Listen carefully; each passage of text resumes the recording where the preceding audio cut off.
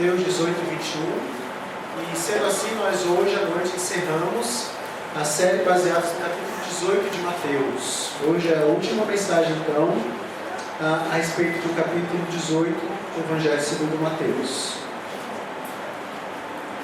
E diz assim a palavra: 21. Então Pedro, aproximando-se, lhe perguntou: Senhor, até quantas vezes meu irmão pecará contra mim, que eu lhe perdoe? Até 7 vezes? Respondeu-lhe Jesus: Não te digo que até 7 vezes, mas até 70 vezes 7. Por isso o reino dos céus é semelhante ao rei, que resolveu ajustar contas com os seus servos. E passando a fazê-lo, trouxeram-lhe o que lhe devia 10.000 talentos. Não tendo ele, porém, com o que pagar, ordenou o Senhor que fosse vendido a ele, a mulher, os filhos e tudo quanto possuía, e que a dívida fosse paga. Então o servo, prostrando-se reverentemente, rogou: Sê paciente comigo, e tudo te pagarei. E o senhor daquele servo, compadecendo-se, mandou embora e perdoou-lhe a dívida. Saindo, porém, aquele servo, encontrou um dos seus conservos, que lhe devia 100 denários, e agarrando-os, sufocava, dizendo: Paga-me o que me deres. Então o seu conservo, caindo-lhe aos pés, lhe implorava: Sê paciente comigo e te pagarei. Ele, entretanto, não quis. Antes, indo-se, o lançou na prisão, até que saldasse a dívida. Vendo seus companheiros o que se havia passado, entristeceram-se muito, e foram relatar ao seu senhor tudo o que aconteceu. Então o seu senhor, chamando-o, lhe disse: Servo malvado, perdoei-te aquela dívida toda, porque me suplicaste. Não devias tu igualmente compadecer-te do teu conservo, como também me compadeci de ti? Indignando-se, o seu senhor o entregou aos verdugos, até que lhe pagasse toda a dívida. Assim também meu Pai Celeste vos fará, se do íntimo não perdoares cada um a seu irmão. Oremos. Pai querido, nós queremos te agradecer pelo dia de hoje. Queremos te agradecer pelo final da exposição do texto de Mateus capítulo 18, que nos mostrou, Deus querido, como um cidadão do reino deve viver. E pedimos nesse momento que o Senhor fale através desses últimos versículos deste capítulo aos nossos corações, ajudando-nos a entender a verdade, abrindo os olhos do nosso coração e ajudando-nos, dando-nos poder para viver essa mesma verdade. Eu peço isso para mim e para todos que estão aqui nesta noite, em nome do teu Filho, Senhor Jesus Cristo. Amém.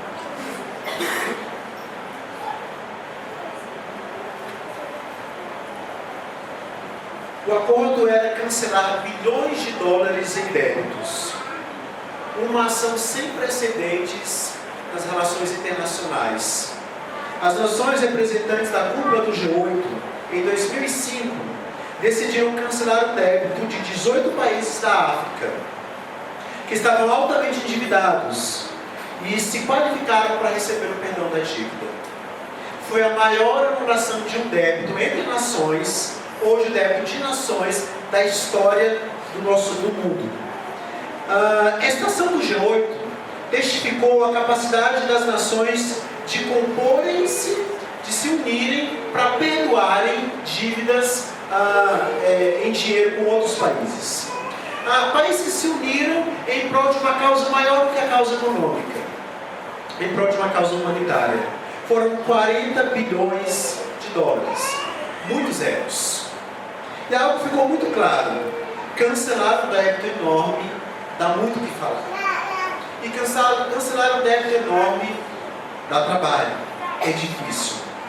Já vimos nos versículos anteriores do Evangelho de Mateus o poder da misericórdia no resgate dos irmãos perdidos na fé. E hoje vamos considerar um outro aspecto da misericórdia. Vamos considerar o perdão. As Escrituras, elas mostram a ideia de misericórdia e perdão caminhando muito juntas, muitas vezes entrelaçadas, que são quase sinônimas. No entanto, há uma diferença importante entre misericórdia e perdão. A misericórdia pode ser concedida àqueles que não a reconhecem. Na verdade, aqueles que nem sabem que você foi misericordioso. Já o perdão é um processo entre duas pessoas. Já o perdão é um processo que resolve um conflito, que resolve uma diferença, que resolve um problema relacional entre pessoas. No acordo do G8, as nações que prosperaram assumiram a responsabilidade por um débito que não lhes pertencia, enquanto as nações beneficiadas se alegraram com o perdão da dívida.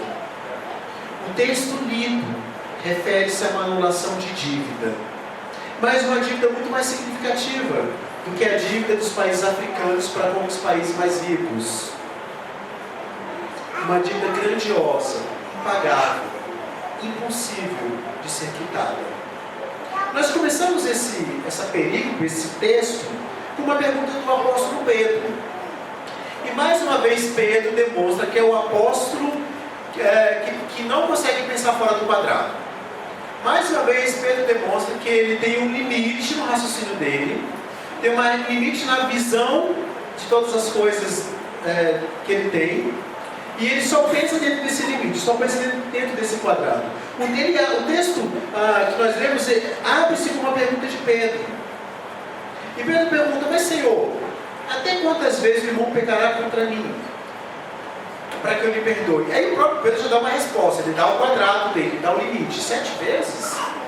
E aí Jesus então, ele dá uma resposta que com certeza promoveu surpresa entre os apóstolos, entre os discípulos, que com certeza fez com que eles ficassem surpresos diante da proposta de Jesus. Jesus responde dizendo o seguinte: não te digo que até 7 vezes, mas até 70 vezes 7. E a partir de então Jesus lhes conta uma parábola, para demonstrar que o perdão não é uma questão de calculadora, não é uma questão do cálculo matemático que fazemos, mas é uma questão de um processo de relacionamento entre nós e Deus, entre nós e o próximo.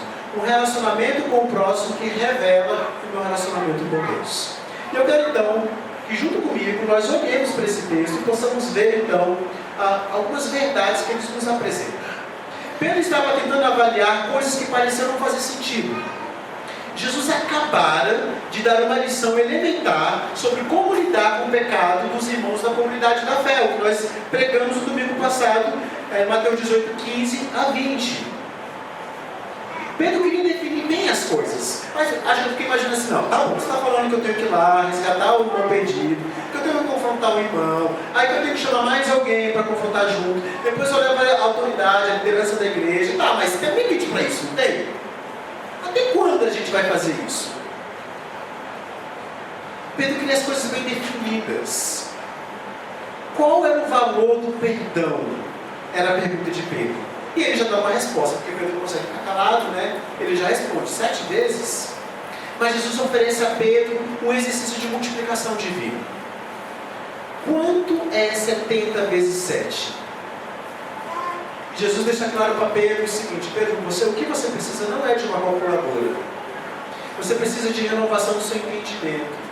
Você precisa de renovação da sua mente. Você precisa entender o amor e o perdão do próprio Deus, para poder então praticar o amor e o perdão para com o próximo. Então Cristo apresenta a Pedro um ato de perdão que não deixa dúvida a respeito do custo do verdadeiro perdão. O que ele nos apresenta então a partir dessa parábola? Primeira consideração que o Senhor Jesus Cristo nos faz nessa parábola é que perdão significa cancelar uma dívida. Perdão significa cancelar uma dívida. Então Jesus ele conta a parábola de um rei que perdoou um débito de 10 mil talentos. Um número fora de compreensão dos seus ouvintes. É mais ou menos parecido com o que eu falei aqui no começo da dívida dos países africanos com os países mais ricos, de em torno de 40 bilhões de dólares. Para a gente aqui, isso é uma coisa fora da nossa compreensão. Eu não consigo imaginar o que é 40 bilhões de dólares. Eu não consigo vislumbrar isso. Isso não alcança a minha imaginação. Eu não sei nem o que faria com tanto dinheiro. Era mais ou menos assim que os ouvintes de Jesus encararam a colocação de Jesus quando ele falou que alguém devia 10 mil talentos. Era uma dívida impagável. E depois esse mesmo devedor, ele encontra um conservo que ele devia 100 denários. Era mais ou menos uma coisa, sei lá, 500 reais, R$1.000. Era algo compreensível para nós e para os seus ouvintes. Ou seja, ele está falando de alguém que perdoou uma dívida incompreensível, impagável, mas que teve essa dívida perdoada, aliás, mas que foi incapaz de perdoar uma dívida muito menor. Como ele não tinha condições de pagar, o que ele faz? Ele lança em prisão. O rei descobriu o que aconteceu, indignado, entregou o devedor aos verdugos, aos algozes, carrascos. Neste momento, o Senhor está esquadrinhando o coração dos seus ouvintes e também o nosso próprio coração. Nesse momento, o Senhor está esquadrinhando os seus relacionamentos, a sua relação com o seu cônjuge, a sua relação com os seus filhos, a sua relação com os amigos, a sua relação no seio da igreja. Nesse momento, Jesus começa então a esquadrinhar os nossos corações e a mostrar verdades profundas a todos nós que devem chegar aos nossos corações. Dizendo que se nos recusarmos a perdoar uns aos outros, versículo 35, assim também meu Pai Celeste vos fará, sendo íntimo, não perdoares cada um a seu irmão. Fará o quê? Entregará aos verdugos. Entregará aos algozes. Isso deixa você desanimado? Parece sugerir que Deus é impiedoso com os seus filhos. Qual é o princípio que está aqui por trás disso? Qual é o princípio que está por trás dessa parábola? O princípio claro, que eu quero que vocês fixem na mente de vocês, é que o oferecimento do perdão verdadeiro é uma evidência clara, persuasiva de que fomos perdoados por Deus. O oferecimento de perdão verdadeiro é um sinal externo de que eu fui perdoado por Deus. Vocês estão entendendo o que eu estou falando? Isso quer dizer que se vocês não perdoam, o não perdoar pode significar um sinal externo de que vocês não foram perdoados por Deus. E há um problema sério nisso. Porque se não fomos perdoados por Deus, não somos salvos. E se não somos salvos, o nosso destino é o inferno. A incapacidade de perdoar o meu próximo pode significar que eu mesmo não recebi o perdão de Deus. E que eu mesmo, não porque Deus não é misericordioso e perdoador, mas porque eu não fui alcançado por essa misericórdia e graça em Cristo Jesus. Ou seja, quando oferecemos o perdão, isso é uma evidência clara, inquestionável, de que nós mesmos fomos perdoados por Deus. O texto não deixa dúvidas para a gente. Os versículos finais são conclusivos nesse sentido. Então o ensino central que nós temos aqui é: pecadores perdoados perdoam pecados. Pecadores perdoados perdoam pecados. Pecadores perdoados perdoam pecados. O pecado não deve ser ignorado, mas sim tratado por amor a Cristo. O perdão é expresso no casamento, o perdão é expresso nas amizades, o perdão é expresso na igreja, o perdão é expresso na família. Em todos os relacionamentos, o perdão é expresso. Aliás, deve ser expresso. E ele é o maior agente de mudança e de esperança que pode haver nos relacionamentos.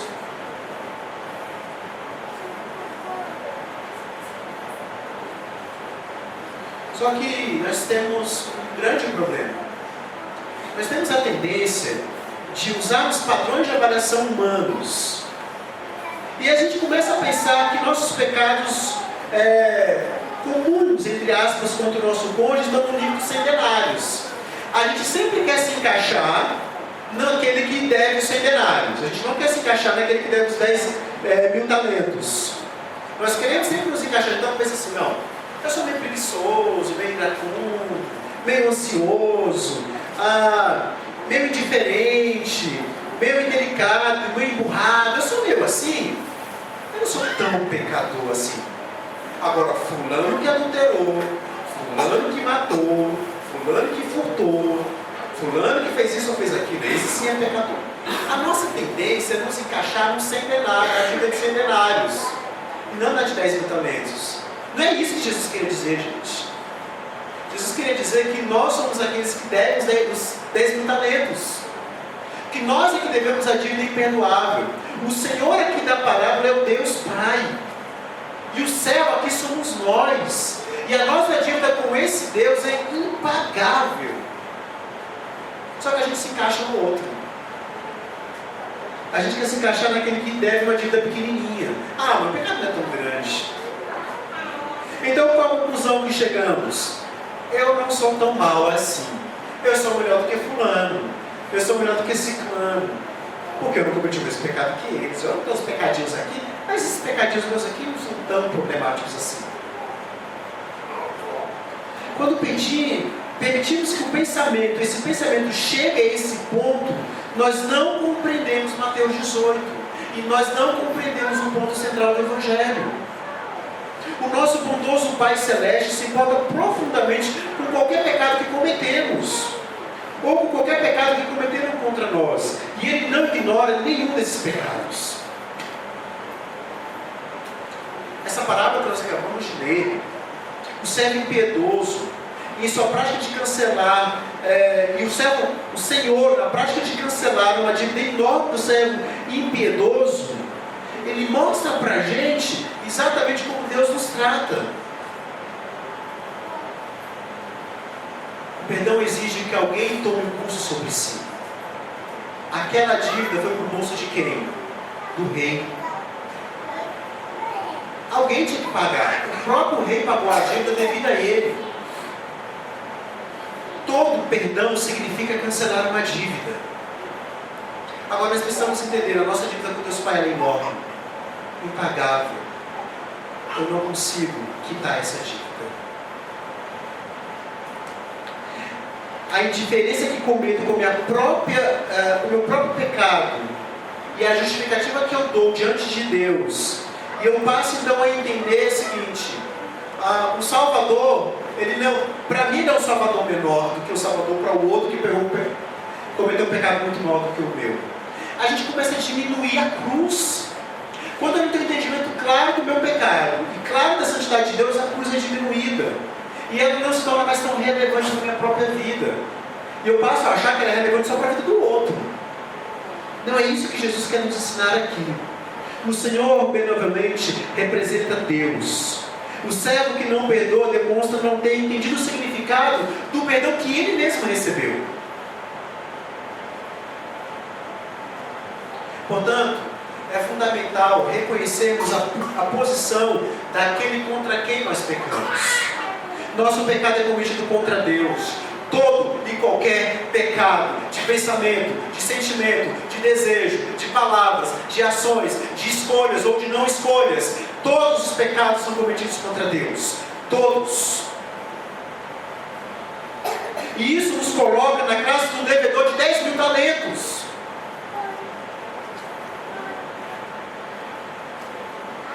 Meus irmãos, a crueldade do pecado não reside na natureza do pecado cometido em si. A crueldade do pecado reside na grandeza da pessoa contra quem ele é cometido. Esse é o nosso problema. A gente acha assim, já que o meu pecado é um pecadinho, não tem tanto problema. Mas o seu chamado pecadinho foi cometido contra um Deus grandioso, santo, perfeito. Aí reside a grande questão do pecado. A grande questão não é exatamente o que eu fiz, é contra quem eu fiz. E seja um pecado considerado pequeno, um pecado considerado grande, um pecado com consequências maiores ou com consequências menores, seja qual for o pecado, ele é cometido contra um Deus santo. E o seu pecado da mentirinha, o seu pecado da ansiedade, o seu pecado da ira, o seu pecado do pensamento lascivo, seja qual for o pecado, mesmo que ninguém veja, é cometido contra Deus, e por causa do seu pecado, Cristo morreu na cruz do Calvário. Essa é a grande questão. Cristo morreu na cruz do Calvário pela mentirinha que contamos, tanto quanto pelo adultério cometido. Cristo morreu na cruz do Calvário pela ansiedade que eu sinto por não confiar nele, tanto quanto pelo homicídio que alguém comete. Cristo morreu na cruz do Calvário pela ira que corrói o meu coração, tanto quanto por um genocídio ou por um genocida. Ele morreu na cruz do Calvário por todos os pecados. E seja o meu pecadinho ou o meu pecadão, eles atingem diretamente a santidade de Deus. E por ele Cristo teve que morrer na cruz do Calvário. Então o tamanho do pecado não é determinado pelo pecado em si, e sim por aquele contra quem ele é cometido. O pecado rejeita aquele que é infinitamente santo e bom. Quanto mais reconhecemos a perfeição da santidade de Deus, tanto mais óbvia essa verdade se torna para nós mesmos. Então eu quero que você faça um exercício. Se veja no lugar de um homem de 10 mil talentos. Entenda o débito enorme que você tem para com Deus. Essa é a base da nossa vida, como aqueles que perdoam e aqueles que são perdoados. Seu entendimento da profundidade do meu próprio pecado contra Deus, eu nunca vou conseguir perdoar os outros. Deixa eu te falar. A sua dificuldade de perdoar os outros reside na sua dificuldade em se enxergar. Você tem dificuldade de perdoar os outros porque você tem dificuldade de enxergar que você é pecador. Você tem dificuldade em perdoar as pessoas porque você tem dificuldade de enxergar o quão seu pecado é desastroso, cruel, grotesco e profundo. E que cada prego pregado em Cristo na cruz do Calvário foi por causa do seu pecado também. Mas você não enxerga isso. Por isso você é ótimo em condenar o pecado dos outros e péssimo em reconhecer o próprio pecado. Porque não enxerga a si próprio como pecador. O seu pecado levou Cristo à cruz. Ele é sério. Para de achar que o pecado do outro é mais sério do que o seu. Para de achar que você merece mais graça do que o outro. Para de achar que Deus deu perdão a você, mas o outro não merece perdão. Para de achar isso. Suponhamos que você pegue um livro meu emprestado e me devolva rasgado. Eu posso fazer duas coisas. Eu posso exigir que você me dê outro livro, ou eu posso assumir um prejuízo. Alguém tem que pagar. Não posso fazer de conta que o livro não está rasgado. Não tem mais jeito, ele está rasgado ou riscado. Não posso minimizar o estrago. Alguém tem que assumir o custo do reparo. Da mesma forma, a essência do perdão envolve o cancelamento de uma dívida. Alguém assume o custo. Alguém assume essa dívida. Alguém paga por isso. O perdão é custoso. O seu preço é elevado. E muito mais elevado do que podemos pensar às vezes. Mas aos olhos do nosso Deus compassivo e amoroso, pecado é pecado, culpa é culpa, e todo pecado é cometido contra a sua infinita santidade. A indiferença que o marido demonstra para com a sua esposa é suficiente para justificar a completa ira de Deus sobre ele e exigir o sangue do Salvador para nos salvar, para nos limpar. Sim, os pecados podem ser vistos de forma bíblica e racionalmente como maiores ou menores. Mas Jesus foi intencional em transformar com graça admirável todo o perdão dessa história que nós acabamos de ler em uma qualidade preciosa que vai além da nossa imaginação. O Senhor referido foi benevolente ao extremo como um servo ingrato que nos representa. E esse servo demonstrou que não havia compreendido esse amor, essa benevolência, essa misericórdia, essa graça. A pergunta que eu quero te fazer é: você compreendeu a graça de Deus sobre a sua vida? Sabe quando vai ficar evidente para todo mundo que você não compreendeu? Quando você não perdoar. Vai ficar muito claro que você não compreendeu. Vai ficar muito claro que você não entendeu o Evangelho. Sabe, o pior de tudo, pode ficar claro mais ainda que você não tem esse Evangelho no coração.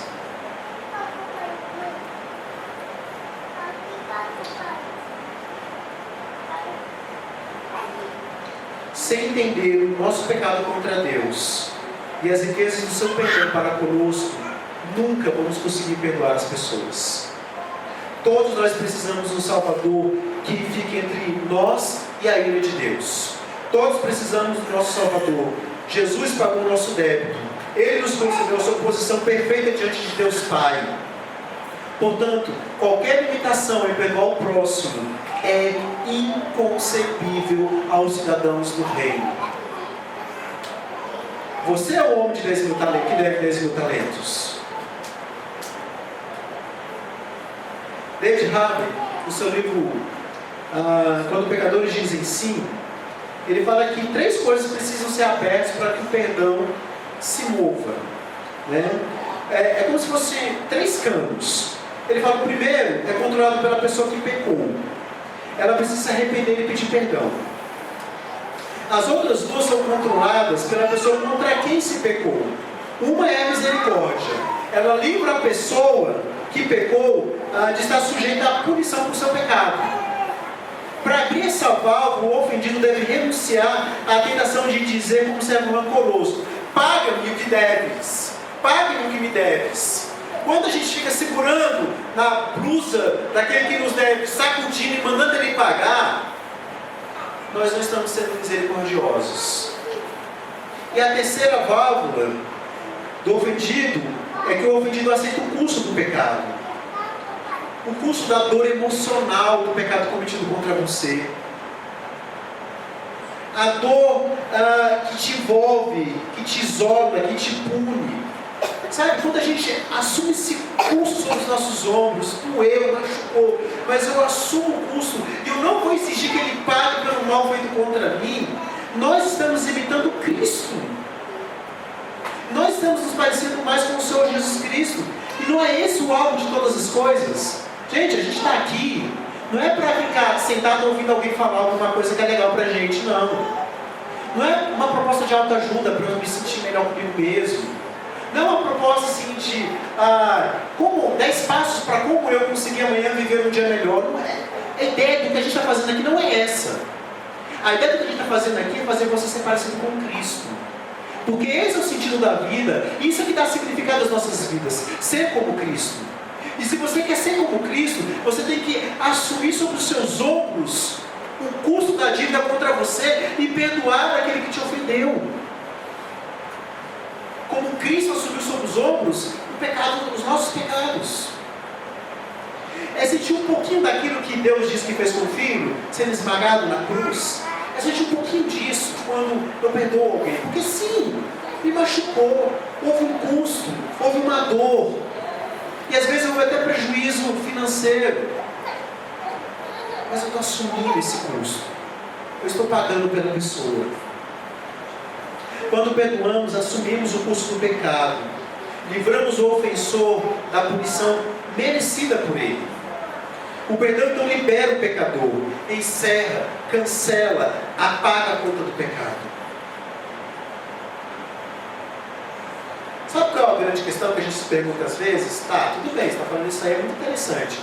Mas perdoar a pessoa não significa que ela não vai errar de novo, que ela não vai pecar de novo. É verdade.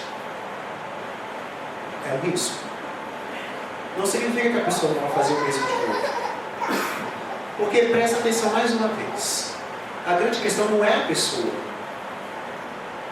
É Deus. Você não tem garantia nenhuma de que a pessoa não vai pecar de novo contra você. Mas você tem a garantia de um Deus que está trabalhando no seu coração, que vai te moldar a imagem de Cristo a cada dia. Essa é a grande questão.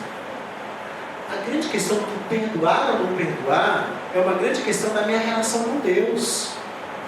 A capacidade ou não capacidade de perdoar revela a minha relação com Deus. Revela quem Deus é para mim. Revela como eu me relaciono com Ele. Revela se eu sou um cristão ou não. Revela se eu fui alcançado pelo perdão ou não. Porque o perdão pleno e gratuito é precisamente o que foi conquistado por nós, para nós na cruz. Fomos perdoados e por isso somos capazes de perdoar. Sendo assim, não devemos confiar em nossos sentimentos e sim na graça que nos foi dada na cruz do Calvário. Essa é a mudança central que Deus realiza em nossas vidas. Nos tornar centrados no Evangelho. O texto nos dá ensinos diretos, e um deles é esse, que perdão é cancelamento de uma dívida. Mas há ensinos indiretos. Quando nós perdoamos alguém, nós fazemos 4 promessas essenciais nesse perdão. A primeira promessa que nós fazemos é que nós não vamos levantar a ofensa ou usá-la contra a pessoa. Então não é aquela coisa assim, olha, se lembra? No dia 21 de setembro de 1988, mais ou menos 1h da tarde que você fez contra mim, isso agora em 2015. Você jogar na cara da pessoa um mal cometido lá no passado. Quando você perdoa, você promete que não vai fazer isso. Você não vai jogar na cara dela um mal cometido no passado. Você perdoou. Se ela cometeu o pecado novamente, você vai conversar com ela sobre o pecado que foi cometido recentemente. Mas não ficar trazendo à tona as coisas lá do passado e jogando na cara da pessoa.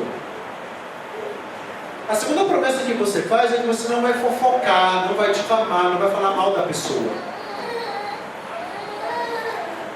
Muitas vezes, quando nós não perdoamos pessoas, e a gente não tem coragem de dizer para elas que não perdoamos, o que a gente faz? A gente destrói a fama da pessoa. O termo difamar é isso, tirar a fama. Destruir a fama da pessoa. Eu fico falando mal dela pelas costas. Eu sou maledicente, fofoqueiro. Eu fico falando mal. Para o quê? Destruir aos olhos dos outros a fama da pessoa. Isso é uma forma de vingança, de expressão de ira, de expressão de amargura. Proibido nas Escrituras.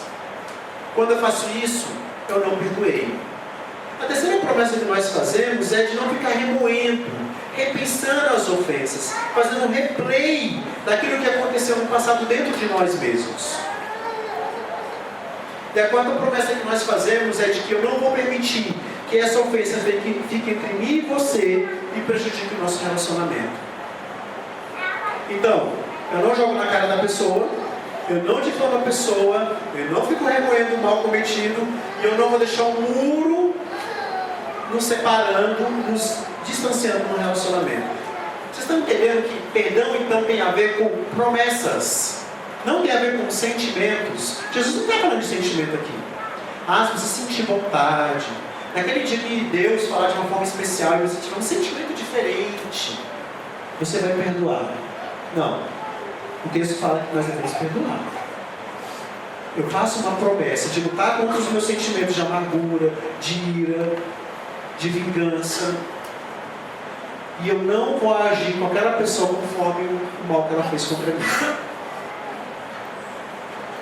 Mas o que o texto nos mostra agora de maneira mais direta? Que a falta de perdão transforma vítimas em agressores. Versículo 28 diz assim: saindo porém aquele servo, encontrou um dos seus conservos que lhe devia 100 denários, e agarrando, sufocava, dizendo: paga-me o que me deves. O perdão é custoso, é difícil. Mas não perdoar é mais custoso ainda. O preço que eu pago por não perdoar é mais elevado ainda. Isso é só vocês assistirem novela, um filme, um seriado de vingança, que vocês vão ver isso muito claramente. A história da mocinha que lá na infância o pai casou com uma outra mulher, aí o pai morre, aí a madrasta acaba com a vida dela, destrói a vida dela, e ela é jogada no orfanato, fica lá sozinha e tem uma vida miserável. Ela cresce, fica rica e bonita, e ela volta para se vingar. E ela quer acabar com a madrasta, ela quer destruir, ela quer matar não. Ela quer humilhar, tirar todos os bens, os filhos fiquem doentes, aquela coisa. O que está acontecendo? Ela está ficando igual a madrasta. Quando você não perdoa, você fica igual ao transgressor. Você que era vítima, se torna transgressor. O não perdão transforma você em uma pessoa pior. O que aconteceu com o servo? Ele virou um agressor.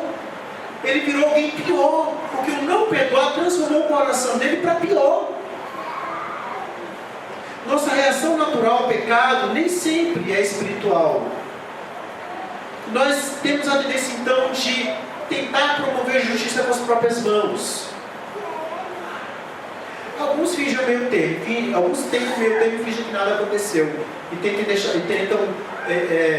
fingir que está tudo bem, sendo que não está tudo bem. Mas o perdão verdadeiro vê o pecado do outro como algo maligno. Enfrenta, aceita pelo poder da graça abundante de Deus. Enfrenta e lida com o custo do pecado. E conversa com a pessoa e confronta, que a gente viu isso nos versículos anteriores. Então me diz uma coisa. Se a Bíblia está falando que quando alguém pegar contra você, você tem que ir a essa pessoa, conversar com ela. Isso é um custo, né? É uma coisa difícil, é chato, é complicado. Você não sabe qual vai ser o resultado.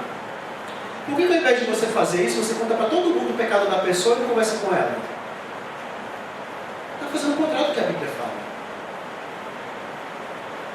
O perdão exige que você aceite os efeitos do pecado de uma pessoa e livrando-o da punição. Foi isso que Cristo conquistou no Calvário. O servo agarrou, sufocou aquele que lhe devia, e quando deixamos de perdoar, fazemos a mesma coisa. Agarramos a pessoa, sufocamos e sacudimos e falamos: paga-me o que me deves. Queremos extrair o último centavo da pessoa e nunca ficamos satisfeitos. Quando deixamos de perdoar as pequenas ofensas da vida cotidiana, trilhamos o mesmo caminho que esse servo trilhou. Sabe qual é o pior de tudo? O resultado final. Olha o que acontece com ele. Indignando o seu senhor, entregou os verdugos, até que ele pagasse toda a dívida. E ele fala ainda: assim também meu Pai Celeste vos fará, se do íntimo não perdoar cada um a seu irmão. Você será castigado. Você será açoitado. Para alguns que estão em Cristo serão disciplinados. Para os que não estão em Cristo serão punidos. Mas você vai sofrer a dor de não perdoar, que é muito maior do que a dor de perdoar. Sim, é muito difícil perdoar, mas não perdoar, pode ter certeza, é muito pior. A falta de perdão tem um custo alto demais. A amargura destrói o coração, destrói os relacionamentos. Quando deixamos de perdoar, algo muda dentro de nós. Nós nos tornamos pessoas piores. E isso afeta toda a nossa vida e até os relacionamentos que não tem nada a ver com aquele pecado. Um outro princípio que o texto nos mostra: o perdão é um evento e um processo. Versículo 21. Então Pedro perguntou-lhe, aproximando-se, lhe perguntou: Senhor, até quantas vezes meu irmão pecará contra mim que eu lhe perdoe? Até 7 vezes? Respondeu Jesus: não te digo que até 7 vezes, mas até 70 vezes 7. Às vezes a gente acha assim: não, perdoar é um evento, eu perdoo e está tudo bem. Não faça mais a mesma coisa, porque eu já perdoei. Nós somos, assim, a gente é muito menos misericordioso do que Pedro, o apóstolo do quadrado. Pedro ainda foi até 7, a gente fala: não, só uma. Perdoe agora, não tem mais perdão da próxima vez. Mas o que ele quer dizer é que o perdão não é só um evento, ele é um processo. Eu tenho que desenvolver em minha vida um estilo perdoador. Eu não vou entrar aqui no que nós devemos fazer com aqueles que continuam no mesmo pecado. Eu já falei isso na pregação passada, né? Mas o fato é, nós temos que ter um estilo perdoador. Porque mesmo que a pessoa continue no seu pecado, eu devo perdoá-la.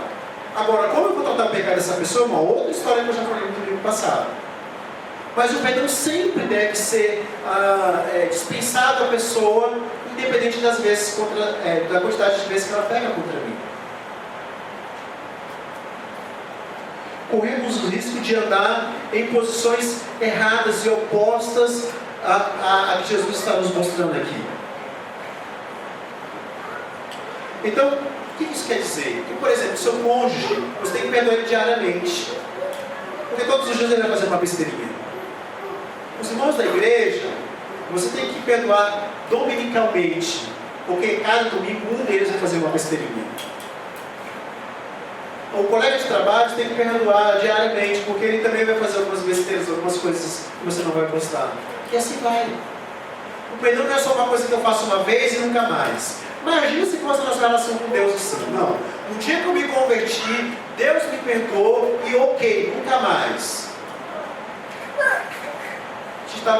Nós estávamos em sérios problemas, né? Porque nós continuamos pecando. E Deus continua desenvolvendo o espírito perdoador para conosco. Quando a gente não torna o perdão um processo em nossas vidas, a gente desenvolve formas sutis de amargura que vão se infiltrando em nossos relacionamentos e até podem destruí-los. Outra questão que o alerta da alma é que a gente começa a se sentir culpado. Porque eu começo a pensar: mas perdoar alguém? Como assim? Ele me magoou. Não é justo isso. E na verdade, a ideia de perdão é uma coisa injusta mesmo. O perdão está acima do conceito de justiça. Ele é graça. No perdão você recebe o que não merece. Na justiça você recebe o que merece. No perdão você recebe o que não merece. Ele quebra a ideia de justiça. Ele está acima dessa ideia. Por isso, às vezes, suscita em nós algum sentimento ruim, porque a gente quer justiça. A gente quer que a pessoa pague pelo mal cometido.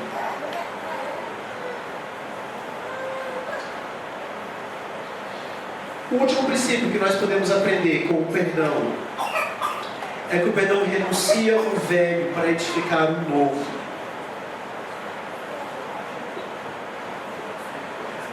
A parábola, antes de contar essa parábola, Jesus estava falando a respeito do quê? De como tratar o irmão no ambiente da igreja local.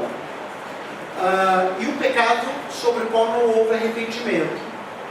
E ele encerra essa discussão com uma afirmação sobre a soberania do seu reino. No versículo 20 ele fala: porque onde estiverem 2 ou 3 reunidos em meu nome, ali estou no meio deles. Portanto, a ênfase da parábola é a maneira como os pecadores devem se relacionar uns com os outros no reino de Deus. Então, a suposição implícita nesses versículos é que, embora o pecado possa ser admitido, ele nunca deve causar divisão. Então, o perdão deve ser exercitado não apenas por causa do desejo que eu tenho de evitar uma desaprovação, ou com o intuito de acabar com o meu sentimento, com o meu sofrimento emocional. Ele é um projeto de Deus, exemplificado em Cristo, ordenado nas Escrituras. A ideia não é minimizar o pecado, é continuar com alguém que permanece no pecado e resgatá-lo de volta do seu pecado. Perdão e arrependimento são ferramentas poderosas que reparam os danos feitos nos relacionamentos. Onde perdão e arrependimento são promovidos, a transformação. O perdão expressa a glória de Deus profundamente. Sabe por quê? Porque é o centro do Evangelho. É a grande expressão do amor de Deus por aqueles que mereciam sua ira. Agora me diz uma coisa, a gente é inconcebível, eu não consigo entender, é complicado de entender isso. Como nós, que nos dizemos cristãos, que entendemos que o centro do Evangelho foi o fato de Deus ter perdoado os meus pecados, que cantamos isso domingo após domingo, não conseguimos perdoar as pessoas, não conseguimos cancelar as suas dívidas, ou não queremos fazer isso.